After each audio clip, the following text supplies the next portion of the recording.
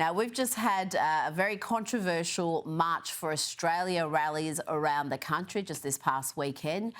The media were quick to demonise these protests before they even began. In the UK, you've had a similar movement that's been growing. There's a flag movement. Thousands of Union Jacks and St George flags have gone up around the country. And you wrote about this phenomenon for The Spectator. Tell me what it all means and why it matters in the UK. Well, it's really interesting, this, Rita. I was just writing about this morning as it happens.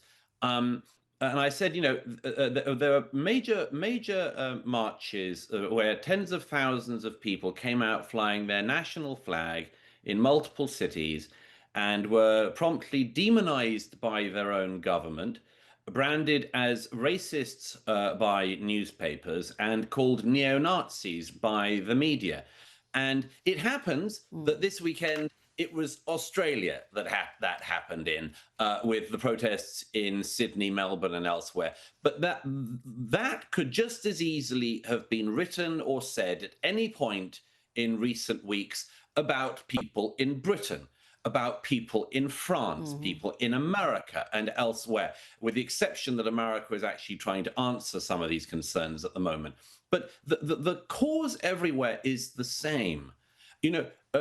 For the whole of this century so far, for a quarter of a century now, all developed nations have had totally unsustainable levels of legal and illegal migration forced upon them through the incompetence, to put it no stronger, of their political class. And now many people, decent people, not racists, not neo-Nazis, not deplorables, have been coming out and saying, you know what, we liked our country as it was, we don't want it to change unrecognizably, and we're going to be proud of it. And everywhere, the astonishing thing, again, with the exception of America, where there is a political response to this, everywhere else in the West, from Australia to the UK, the trick of the political class is, let's demonize the general public, let's call them every possible nasty name and try to anathematize them. And in each country, whether it's Britain, Australia, Europe, there is another way, which is, hey guys, how about getting control of the borders? How about making sure that our welfare states are sustainable? How about prioritizing the tax-paying populations of your country, the citizens and subjects of your country, prioritizing them over recent illegal arrivals? But in every country, apart from America, it is always prioritizing the people who've broken the laws and broken into the country and denigrating the population of the country. I'm just surprised that to date, the reaction from the general public, whether in Sydney or in Epping, has been so decent, because by now, most populations pushed like this and pushed around like this and insulted like this would have done things far more radical. Now, switching to the US, and you've warned New Yorkers against electing Zoran Mamdani as mayor, and you make the excellent point that they only need to look at Gavin Newsom's California to see what can happen when you implement these sorts of far-left policies. Of course, Gavin Newsom was mayor of San Francisco before he fouled his way up to governor of the state. Douglas, God forbid, there's talk of him being one of the front runners as a Democrat candidate in 2028. Could he fail his way all the way up to the presidency, Gavin Newsom? Oh, yeah, he probably could. The Democrats haven't got a very deep or talented bench at the moment. And Gavin Newsom seems to be failing up, largely because a lot of people seem to think he looks the part and seems to be a nice guy of some kind, which I think is a mistake on multiple levels. Gavin Newsom has been safeguarding, looking after one of the most beautiful states in America, with some of the most beautiful parts of nature and indeed cities of anywhere in the world. And he's caused a massive exodus, and he's overseeing a city which, when it's not on fire from wildfires, is on fire from riots. And he'd be an absolutely catastrophic president. But yes, the interesting thing that New York is about to see, whether it elects the radical socialist Mamdani or not, is just how much can you break a city before it's broken for good. There are cities in America that have fallen completely through the floor. Occasionally they come back, but cities like Detroit have fallen through the floor in past generations.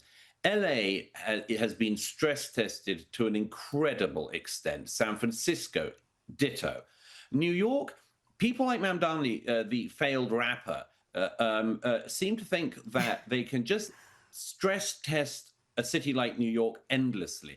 You know, the interesting thing in America is that you can't, not least because one of the geniuses of the federal system is that it means it is incredibly easy for somebody who has been tested too much in New York, who's paying taxes that are too high, to live on streets where there are needles lying around and homeless and illegal migrants around the streets and dangers on the subway and much more. They can just leave and go to Florida where they'll have a better standard of living, or they can move to Texas. It's so much easier than, say, if you're in Australia or Britain and you've decided you're being so badly governed you want to get out. In America, it is incredibly easy to move between states. And if Mamdani gets in New York, not only will he hike the taxes, he'll, of course, as he said, he'll tax the white in particular. No racism there, of course. And I think we will see a massive exodus of talented people, and not just the 1%, but the sort of people who work hard to afford to live in the extremely expensive city of New York. You'll see an exodus of those people. And yes, it's not inevitable that a city like New York can just be endlessly tested, because there have been times in the city's history before, not least in the 1970s, where you showed that actually you keep testing New York like that and it can fall an awfully long way. And maybe next time there won't be a Giuliani figure to save it. Now, before you go, Douglas, I read in The Hill just a couple of hours ago the startling news that Harry and Meghan could possibly return to their royal duties. Apparently, it was never Prince Harry's intention to give up his responsibilities as a senior royal. Douglas, I know this keeps you up at night, but do you think Harry and Meghan could do their so-called passion projects while serving the crown?